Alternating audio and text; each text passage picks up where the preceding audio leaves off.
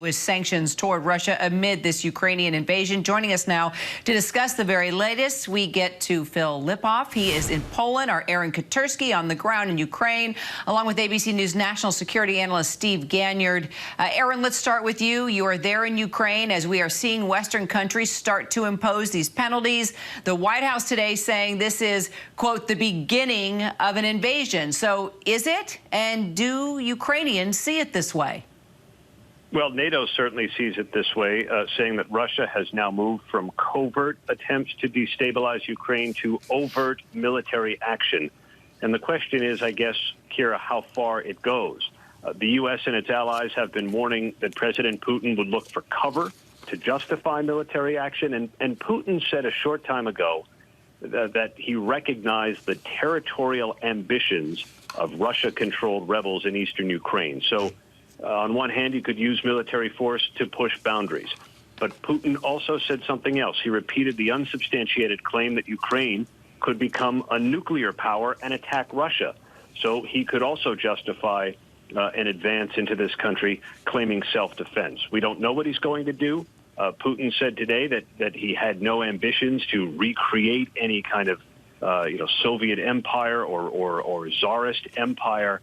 But if you listen to his words over the last couple of days, he clearly believes that Ukraine is rightfully part of Russia, and that he believes that the current government here in Ukraine is just an American puppet and is a threat, represents a clear threat to Russian interests.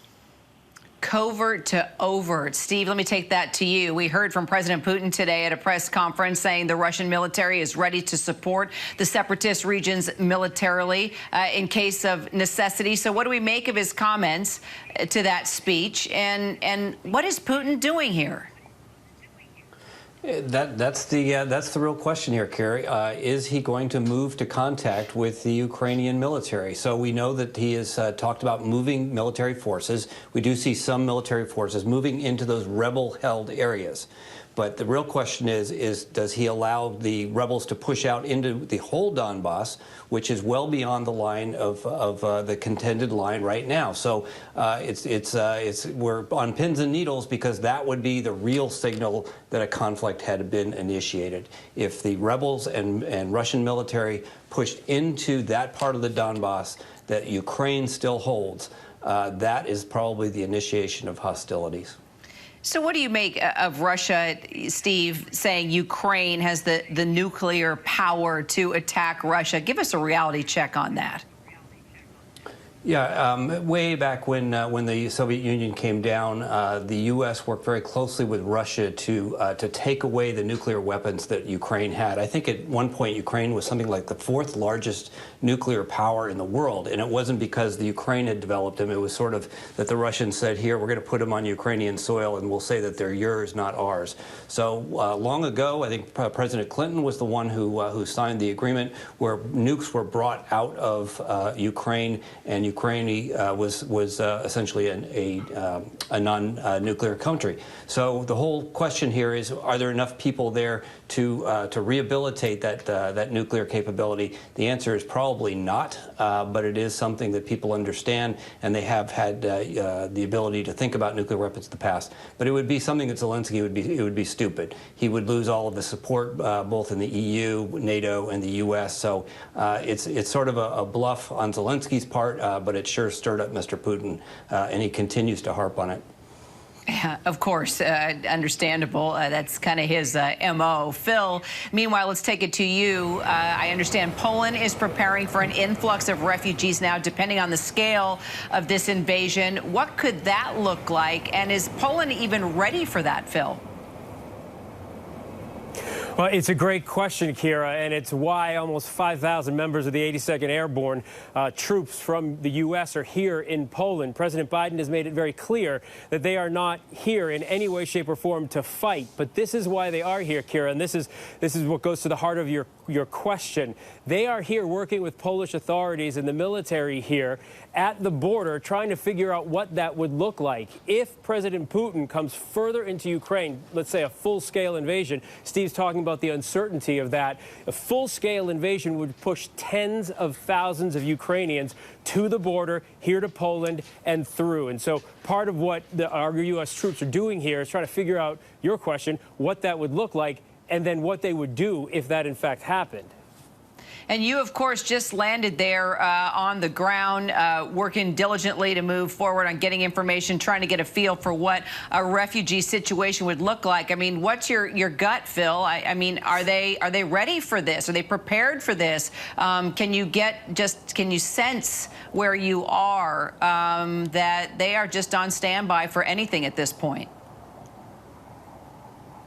Yeah, I mean, I think that's what they have to be. And I think they're trying to figure out what the sense is here.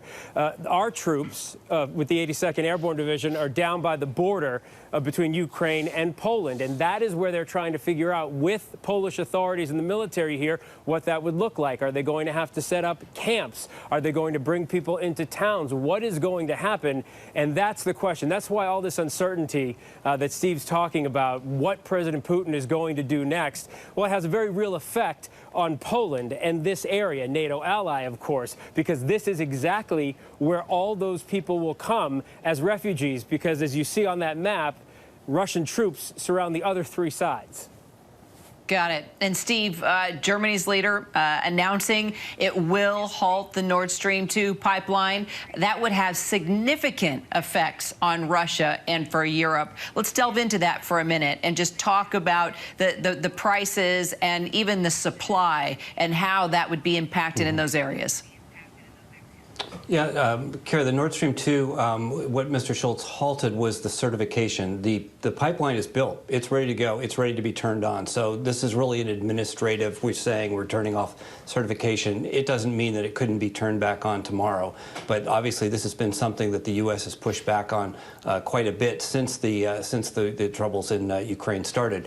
So what happens if Mr. Putin shuts off the gas? Right now he has already decreased the gas that flows through the Ukraine into Europe by 50%. In fact, Ukraine is buying it back from places like Poland. So Mr. Putin could take away about another 7 or 8% of the total natural gas that comes from Russia into Europe. That would be painful, and you would see sort of a doubling of prices within Europe and on the global market as well, because now liquid natural gas is fungible and moved around the world. So if the gas gets turned off in Russia, we will feel it here at home. Not as bad as they will in Europe, but it's going to continue to be a geopolitical negotiating chip. And right now, Mr. Putin has no land to claim. He has nothing to claim for all his efforts, and he has just had the Germans turn off at least the near-term hope of opening the Nord Stream 2 pipeline. Look, this morning we already saw the Dow take a bit of a tank, and we're already seeing our gas prices increase weekly. So, Steve, what kind of impact do you expect those sanctions that President Biden announces will have, from across the pond to here, and how far could they go?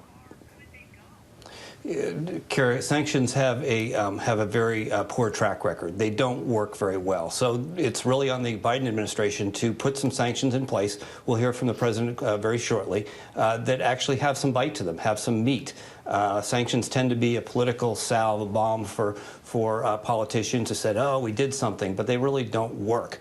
So for them to work and for Mr. Putin to feel the pain, all of those around him, all of those in the Duma, all the oligarchs that essentially control, the elites who control that country, and Mr. Putin himself. You know, in the past, we've never sanctioned Putin, and he has hundreds of millions, if not billions of dollars that he's siphoned off from the Russian people.